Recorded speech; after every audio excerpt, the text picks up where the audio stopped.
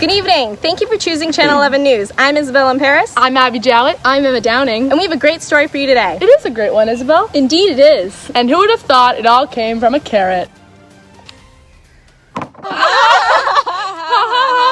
Without our topic today, viewers at home would still be watching on a box TV. That's right, folks. Today we're talking about LCDs. An LCD is a liquid crystal display. It's essentially a display of information on a screen, which uses liquid crystals that become visible once electricity passes through them. You may have heard of CRTs, but LCDs are very different. That's right, Abby. Instead of firing electrons at a glass screen, an LCD has a backlight that provides light to individual pixels arranged in a rectangular grid. So cool. You know what? Let's find out how these LCDs were discovered. And let's break it down to see how it all began with the discovery of the liquid crystal. We all know the states of matter, liquid, solid, and gas. But have you ever heard of mixing states of matter?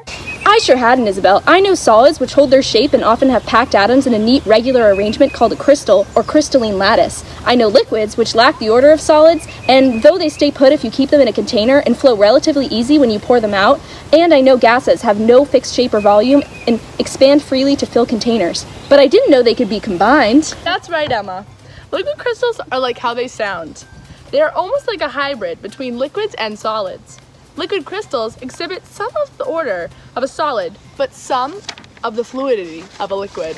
So neat. I bet viewers at home are wondering how these liquid crystals were discovered. I bet so. Actually, Austrian botanist Friedrich Reinitzer determined the liquid crystal had different melting points. Let's take a look.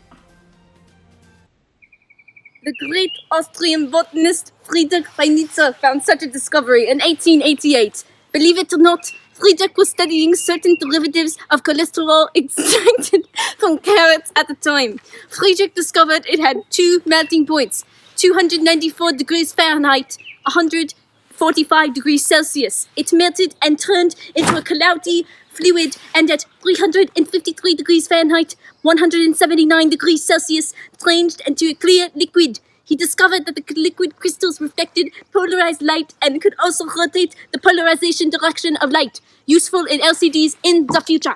Whoa, Friedrich the Great, am I right? So right. There was also a man named Otto Lehmann, or let's say Otto Lemon. Let's take a look.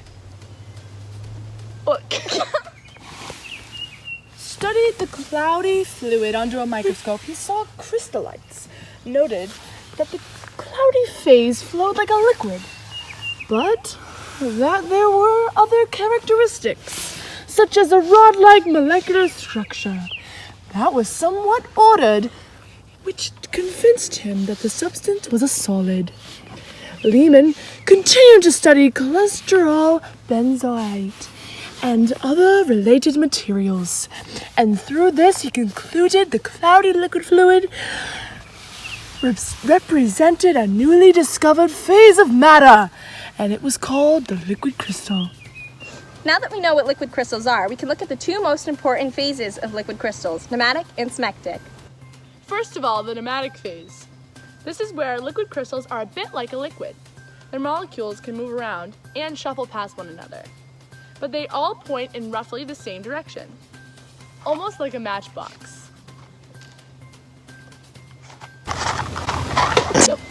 So cool. Actually, a nematic liquid crystal causes the polarization of light waves to change as the waves pass through it, the extent of which depends upon the intensity of the electric field. Yes, that's right. In the 1960s, chemist Richard Williams began to research the use of liquid crystals while he worked for RCA Laboratories. Richard discovered that they were applying a strong electrical field to a thin layer of nematic liquid crystals. The crystals would form stripe patterns. The discovery was called Williams' domain. Okay, That's right. Once liquid crystals have cooled, they shift over to the smectic phase. This is where molecules form into layers that can slide past one another relatively easy, but don't move into other layers. right on, Emma. It's a bit like people working for different companies on a particular floors of an office, because everyone moves around on their floor, but they don't switch between the floors. These have a generally cloudy appearance, which means that they scatter light in much the same way as colloids. Exactly, Isabel. Once it was discovered that they needed the liquid crystals in the nematic state, They soon realized that they needed to be heated so hot that it was impractical for consumer use. Williams' colleague, George H. Heimeyer, led a team of 2 additional research chemists at RCA, Joel E. Goldmacher and Joseph A. Castellano. And they discovered that altering the number of carbon atoms allowed for the presence of pneumatic liquid crystals at room temperature. Yes, and in 1967, they produced the first liquid crystal display. Let's check out the clip of this reported event. Coming to you live outside of RCA Studios, the first ever liquid crystal display. People are going bonkers. Hold on to your hats, everyone. It's a rainy one. Back to you at the studio. Don't forget about the downfall of this 1967 display. Downfall? Yes, don't you remember? This then required hundreds of thousands of volts to operate, making it seemingly impossible for viewers like you to watch from home. So cool! Learning this valuable information led to the first liquid crystal display. An LCD is a flat panel display commonly used in TVs, computer monitors, or laptops, such as the one you're watching this live on right now. Like my cell phone, Isabel? Yes, mobile phones too. Too funny! LCDs are unlike the previous cathode ray tube monitors as they operate in a significantly different way. Just like a piece of cake, LCDs have many layers. This cake is great, by the way. You know what else is great? Learning about LCDs. Ooh. Ooh. The first layer is the backlight. In liquid crystal displays, the backlight provides an even light source behind the entire screen. First, let's take a look at how light works.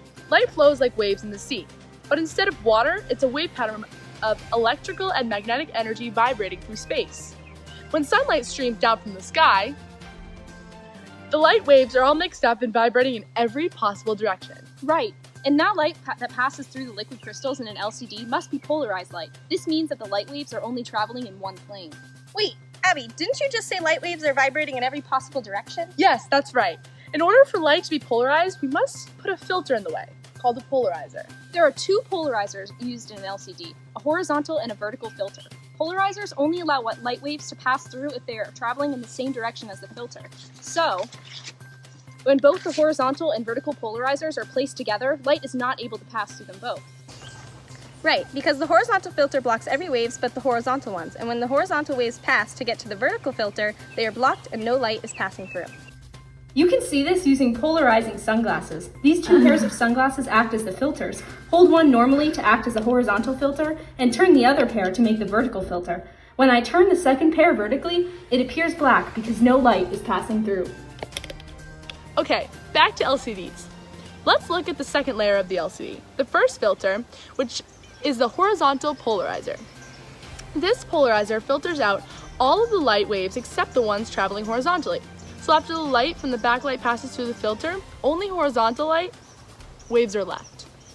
Think of it like prison bars, only sideways. The polarizer is a filter that has a grid of lines going horizontally, very close together. So only horizontal light waves can pass through, but all other light waves are blocked. After the horizontal polarizer is where the liquid crystals come into play.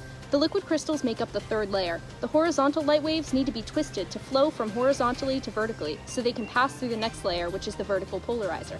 The liquid crystals allow this to happen. When the crystals are in their nematic phase, they can be sandwiched between the 2 polarizers and twist the light waves so it can pass through both. The liquid crystals allow the light waves to bend and go from horizontal light waves to vertical light waves, allowing the light to pass through from the backlight, through the first filter, through the liquid crystals, and then through the second filter. This allows light to be seen on the screen as the light waves have passed through all the layers of the LCD. On both sides of the layers of liquid crystal is a transparent electrode. When these electrodes are charged, it creates an electromagnetic field. This electromagnetic field aligns the liquid crystals in such a way that they stop bending the horizontal light waves. This causes the light waves from the backlight to pass through the horizontal filter and the liquid crystals, but the light gets blocked at the vertical filter because they are no longer twisted from horizontal to vertical. This ultimately causes the screen to be black as the light does not pass through all these layers. Okay, I get it. So when the electrodes are not charged, light passes through, and we can see it on the screen. But when they are charged, we see black. But how do we see different colors and different pictures on our screens?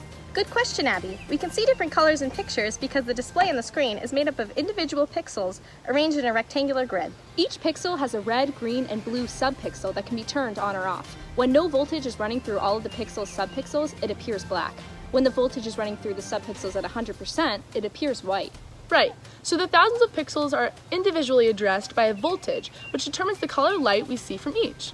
The monitor adjusts each amount of electricity that runs through each liquid crystal, which runs through each pixel one by one and row by row. This happens about 60 times per second. Crazy, right? Between that second vertical filter and the protective glass or plastic on the screen is the red, green, and blue color filter over the subpixels. By charging the electrodes, we can determine the amount of each color that appears on each pixel. The more voltage applied, the more of the color is visible. What is interesting is the fact that by adjusting the individual levels of red, green, and blue light, millions of color combinations are possible. Right, each color has a value from 0 to 255, and depending on the amount of voltage applied, the number can increase. So in reality, there are about 256 to the third different possible color combinations. Let's dive into how light travels through LCDs. Have a look. If you were to look at an LCD up close, this is how it would look. LCDs are made up of multiple different layers. The first layer is the backlight, which provides a light source for the entire screen. The backlight produces light waves that travel through the polarizers. The backlight produces light waves traveling in many different directions, but because the first polarizer is a horizontal polarizer, only horizontal light waves can pass through, and all other light waves are blocked. If the liquid crystals were not present in the LCDs, the horizontal light waves would be able to pass through the first polarizer, but would get blocked by the second. This is because the second polarizer has been rotated 90 degrees from the first. The liquid crystals will, in their nematic state, have unique properties which allow them to bend and twist the light from horizontal to vertical, allowing the light waves to pass through both filters. After passing through the liquid crystals, the horizontal waves are now traveling vertically and are able to pass through the vertical polarizer. The light waves are able to pass through the second polarizer and hit the color filter. Depending on the color and the amount of voltage applied to the electrodes around the liquid crystal determines the intensity of the color that we see on the screen. If no voltage is applied to the liquid crystal, it is able to twist and bend the light waves. But if a voltage is applied, the liquid crystal remains untwisted and no light waves are passing through the second filter. The light waves are able to be passed from the backlight through the first horizontal polarizer, be twisted, and pass through the second vertical polarizer because of the liquid crystals. So cool! While viewers at home just learned about different colors that liquid crystals can produce, let's look at the different types of LCDs. When looking at light sources, there are 3 different types of LCDs. That's right. The first type of LCD is reflective. Reflective LCDs use ambient light to reflect ambient light into the layers of filters in liquid crystal. Like a calculator. Exactly. The second type of LCD is transmissive, which is a light source, such as LED lights, that direct at a diffuser that creates a uniform lighting pattern over the surface of the LCD. The light from the backlight then passes through the LCD layers. Like my cell phone? Yes! Right on.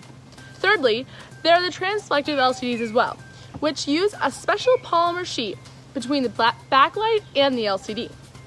That sheet mentioned before is known as the transflector. A transflector allows light to pass through and reflect it. Like some smartwatches. Yep, smartwatches where energy saving is their top priority. I hope you all enjoyed this segment on Channel 11 News. Next time you watch television, be thankful you don't have to watch on an old box TV. Know that LCDs made a huge impact on technology today. This is Channel 11 News. Thanks for tuning in. I'm Abby Jowett. I'm Isabel in Paris. And I'm Emma Downing. Good night.